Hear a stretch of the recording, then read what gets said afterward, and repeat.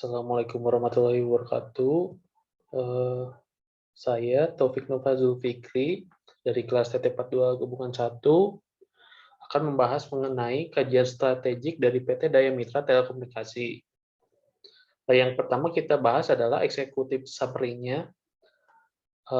PT Daya Mitra Telekomunikasi ini atau disebut Mitratel adalah salah satu perusahaan yang bergerak dalam bidang infrastruktur telekomunikasi. Perusahaan tersebut didirikan pada tanggal 18 Oktober tahun 1995 menurut Akta Pendirian Perseroan. Yang kemudian perusahaan Mitratel itu merupakan salah satu anak perusahaan dari PT Telkom Indonesia Persero Terbuka. Perusahaan Mitratel memulai bisnis menara telekomunikasi pada tahun 2008. Hingga tahun ini Mitratel dapat mengelola sekitar 28.000 menara telekomunikasi di seluruh wilayah Indonesia. Perusahaan Mitratel memiliki visi dan misi sebagai berikut. Yang pertama, visinya adalah menjadi provider dan leader dalam penyedia infrastruktur telekomunikasi yang terbaik di Asia Tenggara. Kemudian, misinya yang pertama adalah membuat suatu value untuk pemangku kepentingan atau stakeholder. Yang kedua adalah memberikan solusi layanan infrastruktur dengan kualitas utama, dengan harga yang bersaing. Kemudian kita akan membahas identifikasi kekuatan serta kelemahan. Lalu juga ada peluang serta ancaman yang dimiliki perusahaan Mitratel.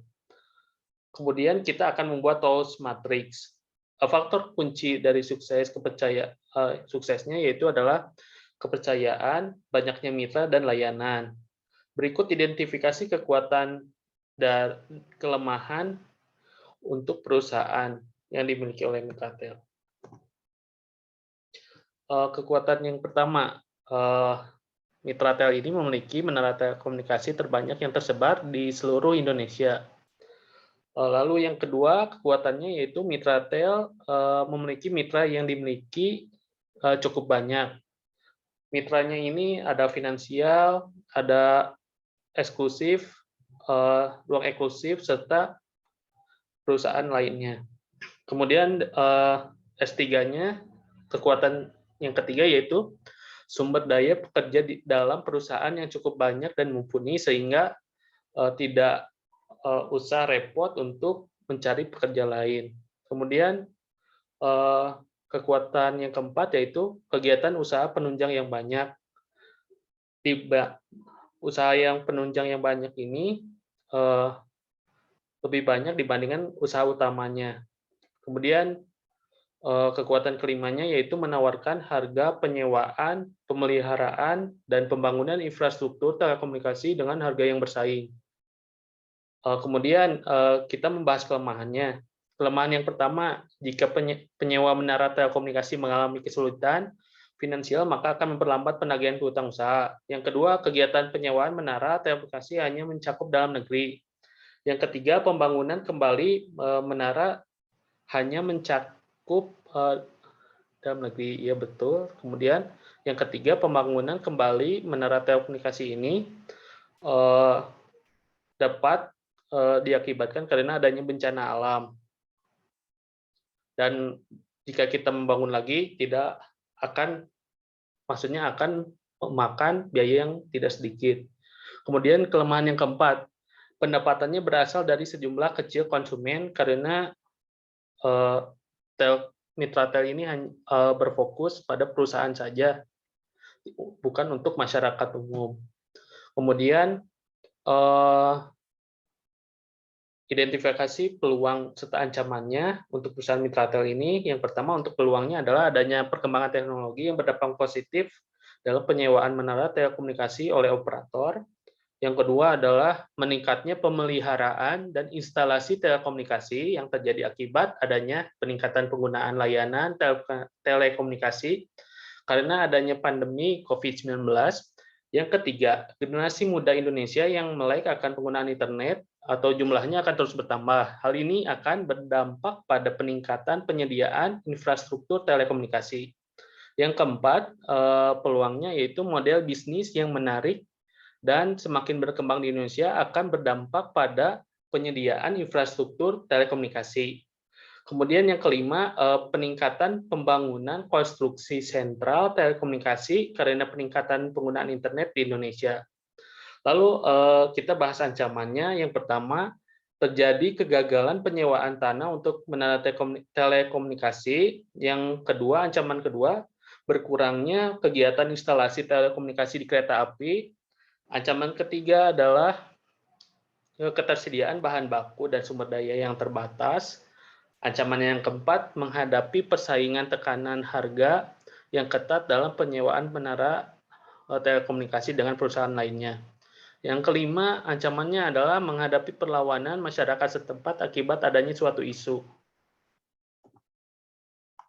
Nah, berikut ada TOS Matrix, SO, WO, ST, dan PT strategisnya. Untuk SO strategisnya ini, yang pertama akan dibahas di slide selanjutnya.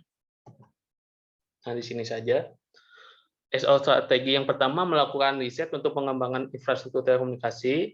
SO strategi yang kedua yaitu menjaga kepercayaan dengan meningkatkan kualitas infrastruktur telekomunikasi. Lalu yang ketiga, SO ketiga adalah memberdayakan para pekerja untuk melakukan penyuluhan mengenai manfaat penggunaan internet di lingkungan sekitar rumah. Alasannya karena untuk kelebihannya sendiri yaitu meningkatkan kepercayaan konsumen, yang kedua dapat beradaptasi dengan perkembangan teknologi dan bisnis. Kekurangannya dari pengembangan riset ini memerlukan tambahan modal yang besar. Kemudian pembahasan dalam WO strategi. Melakukan pengamatan pada perusahaan akan menyewa menara telekomunikasi dalam segi finansial yang pertama.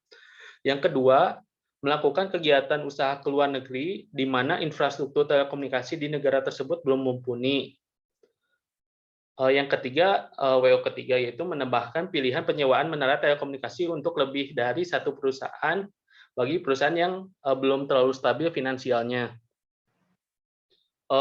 Alasan pertama yang positifnya yaitu supaya tidak menghambat pembayaran penyewaan menara telekomunikasi. Kemudian yang kedua, mempromosikan serta memperluas infrastruktur telekomunikasi. Kekurangannya adalah memerlukan sumber daya manusia yang lebih untuk membuka atau berekspansi usaha di luar negeri. Kemudian untuk di luar negeri juga usahanya perlu modal yang cukup besar. Kemudian kita bahas strateginya, yaitu memastikan pemilik tanah untuk menara telekomunikasi telah berkomitmen penuh untuk menyewakan tanahnya kepada pihak pihak Mitratel. ST yang kedua mencari bahan pembuat sumber daya dan bahan baku alternatif. Nah, kemudian dari strategi ini alasannya yang positif adalah dapat melindungi properti seperti menara telekomunikasi. Yang kedua, yaitu dapat mengatasi terjadinya kelangkaan bahan baku maupun sumber daya. Kemudian, memerlukan modal yang lebih. Mohon maaf, saya lupa untuk ST3-nya ini menetapkan strategi untuk memenuhi kebutuhan operator dengan selektif. Untuk WT strategi ini, yang pertama, selektif untuk memilih lokasi pembangunan menara telekomunikasi. WT strategi yang kedua adalah mengadakan diskusi antara pihak perusahaan dengan masyarakat untuk meniadakan konflik dengan masyarakat. Alasan yang utama adalah agar biaya pemeliharaan dan perbaikan menara telekomunikasi dapat diminimalisir. Alasan yang kedua adalah agar proyek penyewaan menara telekomunikasi berjalan dengan lancar. Untuk alasan negatifnya tidak ada. Kemudian bus Chinese model Canvas ini perusahaan Mitratel. Yang pertama kita bahas key partnernya adalah mitra finansial seperti BCA atau BNI. Kemudian ada mitra fabrikasi seperti Bukaka, PT Bukaka dan PT Duta Hita Jaya. Kemudian ada mitra kawasan seperti Universitas ITB, Universitas Indonesia, TMII, GBK, serta lainnya. Untuk key activities-nya ini adalah penyewaan menara telekomunikasi, pembangunan dan perbaikan konstruksi sentral telekomunikasi, lalu instalasi telekomunikasi, dan yang terakhir adalah penyelenggaraan jaringan aktivitas telekomunikasi dengan kabel dan tanpa kabel. Key resource-nya adalah akuntan, investor, bahan baku dan sumber daya, karyawan perusahaan, serta perencana kegiatan usaha. Lalu kita bahas key proportion-nya ini adalah harga penyewaan menara telekomunikasi yang kompetitif, menambah pilihan penyewaan menara telekomunikasi sesuai kebutuhan konsumen. Yang ketiga adalah jasa akan pemeliharaan, instalasi, perbaikan untuk infrastruktur telekomunikasi dengan harga yang kompetitif juga. Kemudian kita bahas customer relationship-nya, yaitu dengan memberikan solusi mengenai suatu proyek, lalu dengan adanya pelayanan manajer service, yang kemudian yang ketiga adalah adanya pelayanan secara digital. Untuk customer segmennya dibagi menjadi dua, yaitu penyewa menara telekomunikasi dan perusahaan non telekomunikasi yang meminta jasa pembangunan, instalasi, perbaikan serta pemeliharaan infrastruktur telekomunikasi. Untuk channelnya sendiri, Mitratel bekerjasama dengan perusahaan operator telekomunikasi serta perusahaan penyedia bahan baku dan sumber daya. Kemudian kontraktornya ini adalah karyawan perusahaan, kemudian pemeliharaan perangkat telekomunikasi dan kendaraan, yang ketiga pembelian bahan baku dan sumber daya. Kemudian revenue stream-nya ini adalah instalasi, pemeliharaan, perbaikan, serta pembangunan infrastruktur telekomunikasi dalam bentuk jasa, kemudian penyewaan menara telekomunikasi, dan yang terakhir adalah adanya penjualan saham. Inovasi yang saya analisa adalah kita perlu menambahkan penjualan dan penyewaan barang untuk perbaikan perangkat telekomunikasi seperti smartphone yang channelnya ini melalui UKM, usaha kecil menengah yang bergerak di bidang pelayanan servis perangkat telekomunikasi seperti smartphone, begitu. Kemudian hal yang dianggap relevan adalah tentang internal factor evaluation. Kekuatannya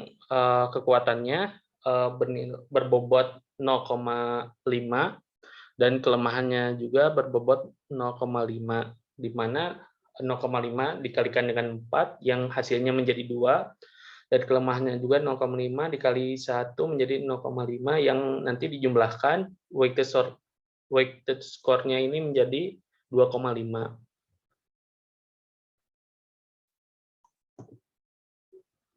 Kemudian ada eksternal faktor dari peluang serta ancaman. Bobotnya ini sama bernilai 0,5, namun setiap poinnya ini berbeda nilainya, tergantung seberapa urgent-nya. Kemudian ada risk juga, ancaman, yang dibagi menjadi beberapa poin. Nah, nilai dari opportunities ini diberi nilai 4, yang nanti bobotnya itu adalah 0,5 dikalikan 0,5 menjadi 2, sementara threat-nya ini 0,5 juga dikalikan 2 menjadi 1, yang totalnya menjadi 3. Demikian analisa kegiatan strategik untuk perusahaan PT Mitratel. Mohon maaf bila ada kekurangan dalam analisa yang telah disampaikan oleh saya. Wassalamualaikum warahmatullahi wabarakatuh.